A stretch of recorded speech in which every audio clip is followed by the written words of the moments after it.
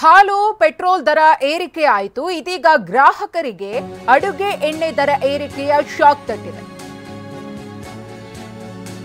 ದಿನನಿತ್ಯ ಬಳಕೆಯ ವಸ್ತುಗಳ ದರ ನಿರಂತರವಾಗಿ ಏರಿಕೆ ಆಗ್ತಾ ಇರುವುದು ಗ್ರಾಹಕರ ಜೇಬು ಸುಡ್ತಾ ಇದೆ. ಇದೀಗ ಅದಕ್ಕೆ ಮತ್ತೊಂದು ಸೇರ್ಪಡೆ ಅಡುಗೆ ಎಣ್ಣೆ.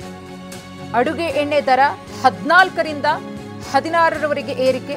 14 ರೂಪಾಯಿಯಿಂದ 16 ರೂಪಾಯಿವರೆಗೆ ಅಡುಗೆ ಎಣ್ಣೆ ಬೆಲೆ ಹೆಚ್ಚಾಗ್ತಾ ಇದ್ದಂತೆ ಜನರು ಕೂಡ ಸಿಡಿಮಿಡಿಗೊಂಡಿದ್ದಾರೆ. ಈ ರೀತಿ ಆದರೆ ಸಾಮಾನ್ಯ ಜನರು ಬದುಕೋದು ಹೇಗೆ ಅನ್ನೋ ಪ್ರಶ್ನೆಯನ್ನ ಹಾಕ್ತಿದ್ದಾರೆ.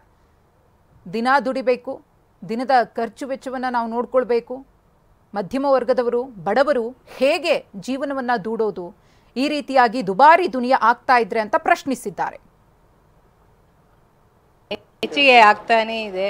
ಹೆಂಗೆ ನಾವು ಸಂಸಾರ ನಡೆಸೋದು? ಎಣ್ಣೆ ಮುಂಚೆ ಕಡಿಮೆ ಇತ್ತು, ಸ್ವಲ್ಪ ಪರವಾಗಿಲ್ಲ. ಇವಾಗ ಒಂದೇ ಸತಿ 23, 25 ಹತ್ಸಿದ್ರೆ ನಾವು 3 ಪ್ಯಾಕೆಟ್ ತೊಗೊಳ್ಳೋರು ಒಂದೇ ಪ್ಯಾಕೆಟ್ ತೊಗೊಳಕ್ಕೆ ಸಾಧ್ಯ. ತರಕಾರಿ ಅಂಗಡಿಗೆ ಹೋದ್ರೂ ಅದೇ ಪ್ರಾಬ್ಲಮ್ ಆಗಿದೆ. ಹೆಂಗೆ ನಾವು ಸಂಸಾರ ಮಾಡೋದು ಸ್ವಲ್ಪ ಹೇಳಿ. ಗೌರ್ಮೆಂಟ್ ಸ್ವಲ್ಪ ಕಡಿಮೆ ಮಾಡಬೇಕು ಎಲ್ಲಾನು. ಹಾಲು ಹೆಚ್ಚಾಗಿದೆ, ಈ ಕಡೆ ಹೆಚ್ಚಿಸ್ತಾರೆ, ಆ ಕಡೆ ಇದು ಮಾಡ್ತಾ ಇದ್ದಾರೆ. ಏನು ಪ್ರಯೋಜನ? ಇಷ್ಟೊಂದು ರೇಟ್ ಮಾಡಿದ್ರೆ ಹೆಂಗೆ ನಮ್ಮಂಥವರೆಲ್ಲ ಜೀವನ ಮಾಡೋದು? ತುಂಬ ರೇಟ್ ಮಾಡಿಬಿಟ್ಟಿದ್ದಾರೆ. ಹೇಳ್ಬೇಕು ಅಂದರೆ ನಮಗೆ ಸ್ಯಾಲ್ರಿಗಳೆಲ್ಲ ಇಂಕ್ರಿಮೆಂಟ್ ಇಲ್ಲ. ಸ್ಯಾಲ್ರಿ ಎಷ್ಟಿದೆ ಅಷ್ಟಿದೆ ಮಾತ್ರ ಇದೆ, ಕಮ್ಮಿನೇ ಇದೆ. ಇವು ತರಕಾರಿ ಮತ್ತು ಇವು ರೇಷನ್ ಐಟಮ್ಗಳೆಲ್ಲ ಜಾಸ್ತಿ ಮಾಡಿಬಿಟ್ಟಿದ್ದಾರೆ. ನಮ್ಮಂಥವ್ರು ಬದುಕೋದು ತುಂಬ ಕಷ್ಟ ಆಗಿಬಿಟ್ಟಿದೆ. ಟ್ಯಾಕ್ಸ್ 20% ಜಾಸ್ತಿ ಆಗಿದೆ. ಎಲ್ಲ ಹಳೆ ರೇಟ್ಗಿಂತ ಜಾಸ್ತಿ ಸಿಕ್ಕಾಪಟ್ಟೆ. ಒಂದು ಲೀಟ್ರಿಗೆ 15-20 ರೂಪಾಯಿ ಮೇಲಿಂದ ಜಾಸ್ತಿ.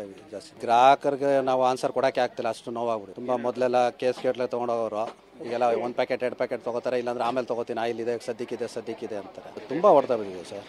ತುಂಬ ಏನು ನೋಡಿ, ಖಾಲಿ ಇವಾಗ ಸಪ್ಲೈ ಮಾಡೋಕ್ಕಾಗಲ್ಲ. ಆ ಟೈಮ್ ನಮ್ಮದು ಫುಲ್ ಖಾಲಿಯಾಗಿ ಕೂತ್ಕೊಂಡು ಸುಮ್ಮನೆ ಓಡಾಡ್ಕೊಂಡಿದ್ವಿ. ತುಂಬ ಇನ್ನು ನೆಕ್ಸ್ಟ್ ನಾಳೆ ಏನಾಗುತ್ತೆ, ಇನ್ನೂ ಜಾಸ್ತಿ ಆಗುತ್ತೆ ಅಂತ ಇದ್ದಾರೆ. ಏನೋ ಹಳೆ ಸ್ಟಾಕ್ ಇದೆ ಕೊಟ್ಟಿದ್ದಾರೆ. ಇನ್ನು ಎಕ್ಸ್ಟ್ರಾ ಏನಾಗುತ್ತೆ ನೋಡಬೇಕು.